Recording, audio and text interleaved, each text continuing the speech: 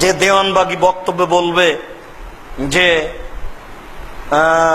আমার ছেলে মেয়ে ফাতেমার সাথে দেখা করলো, তারপর আমি বললাম যে তারপর আমার ছেলে মেয়ে বললো আমার আব্বা আপনার সাথে আগেও ছিল, এখনো আছে, চিরদিন থাকবে। ফাতেমা হলো দেওয়ানবাগীর বউ। মানুষই নয় একবারে, এবাদত বান্দি কিন্তু দূরে থাক, সেটা একবার মানুষই নয়। ধর্মকর্ম তো বুঝেই না, ধর্মকর্ম দূরে থাকে, দেওয়ানবাগী মানুষই নয়।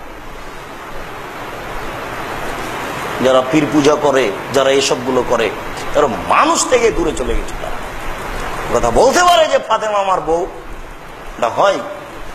আল্লাহ তার সাথে কথা বলে, এটা হয়। মানুষের সামনে এগুলো চলছে। আশ্চর্য দুনিয়া।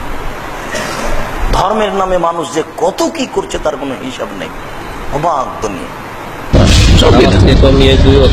ইমাম মাহদীর সৈনিক দাবি করেছে এরা সব ওই দাজ্জাল। নবী কারীম সাল্লাল্লাহু আলাইহি ওয়াসাল্লাম বলেছেন বড় কানা দাজ্জাল আসার আগে 30-এর বেশি দাজ্জাল আসবে। তো যুগে যুগে যেমন মির্জা গোলাম কাদিয়ানী এক দাজ্জাল ছিল, এই দেওয়ানবাগী এক দাজ্জাল এসছে, সে বলছে যে আমার বিবি, আমার ওর স্ত্রী নাকি নবী সাল্লাল্লাহু আলাইহি ওয়াসাল্লামের মেয়ে ফাতেমা।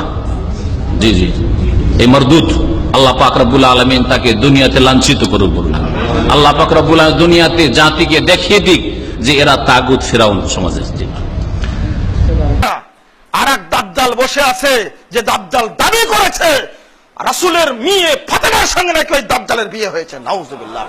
ওর মতো বদমাশ, ওর মতো ইবলিস বাংলার বুকে থাকতে পারে যে মেয়েটি মুহাম্মদুর রাসূলুল্লাহ সাল্লাল্লাহু আলাইহি ওয়াসাল্লামের সঙ্গে প্রথম জান্নাতে ঢুকবেন মুহাম্মদ সাল্লাল্লাহু আলাইহি ওয়াসাল্লাম, দ্বিতীয়বার জান্নাতে ঢুকবেন ফাতেমাতুজ জোহরা রাদিয়াল্লাহু আনহা, তিনি ঢুকবেন।